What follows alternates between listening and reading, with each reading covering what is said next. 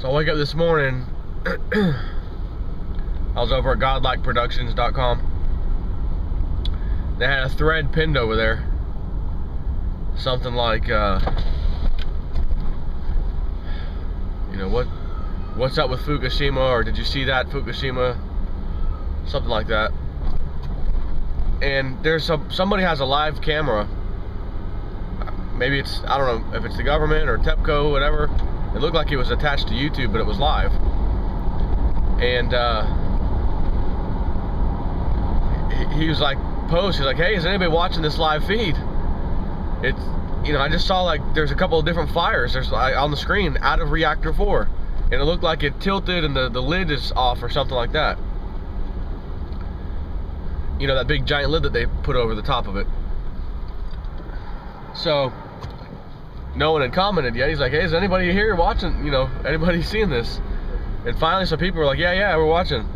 And then I'm you know, this was hours and hours ago, so when I clicked on the link to watch it live, it was dark over there, and didn't really it looked like there was a crane and a truck or something. You couldn't see anything. It was zoomed out all the way back out. But I'm looking at people's conversations online back and forth when it was happening, and it went from fires to these weird white flashes on the screen. And somebody was like, well, is that just the compression of the video stream? No. So I'm thinking about this, and I'm thinking about the latest WebBot information, talking about Fukushima, and towards the end of June, Fukushima is going to be back in the spotlight. And I think, what did it say, up until July 10th or some kind of time frame within there. Again, it'll be back in the spotlight, more talking about it, worse situation, etc. And I know that little typhoon thing just was over there. I hadn't heard much about whatever happened with that thing. You know, did it scoop up a bunch of radiation and throw it all over the place? No telling. I'm sure it probably did some. Not that they're going to report on that if it did. They don't want to let anybody know that, of course. But the interesting thing is this, you know, these fires or whatever out of reactor 4, and then these white flashes of light. This is, I mean, this reactor 4 has to be sinking, in my opinion. It has to be going underground. It has to be. They said there was at least 2 or 3 of those reactors in meltdown within days of the event last year. I think they're just trying to pretend that this thing is under control. We're gonna just cap it, and okay. When in reality, this thing is burned through the ground so deep, or whatever, there's not a chance in the world that they can even do anything about it at this point. So they've decided recently, let's just put a big giant steel cap on top of it. You know, I've heard people ask, well, why don't they do what they did in Chernobyl and just dump the concrete in and stuff?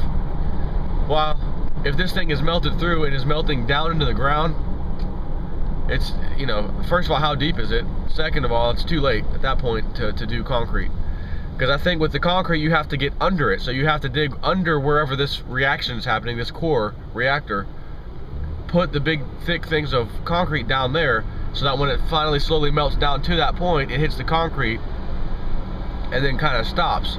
It'll even eat through that concrete, and then they'll just add some more to the bottom of it until it finally gets somewhat under control, I guess, kind of like Chernobyl.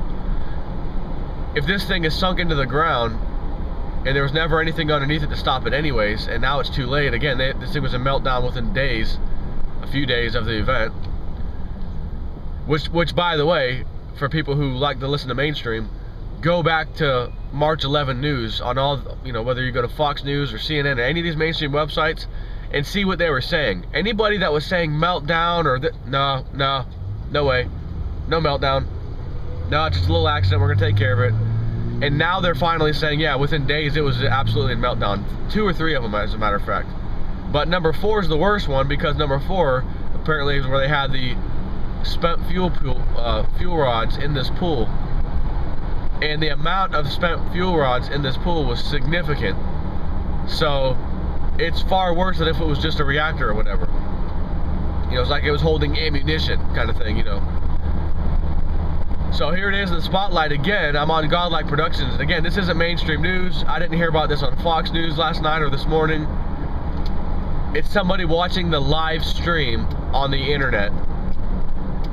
And then a bunch of people finally got it once he kept saying, hey, is anybody seeing this, or is this just me?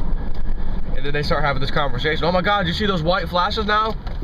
You know, etc. So this is just more, in my opinion, this is more credibility for the webbot right now, being very specific. The time frame's even really specific and on the money, you know, this last go round. So if that's the case, and I'm not saying that I'm going to trust in the webbot 100% right now just because it's been doing very well lately, but if that's the case, it did say very soon Silver is getting ready to make a moonshot, so to speak.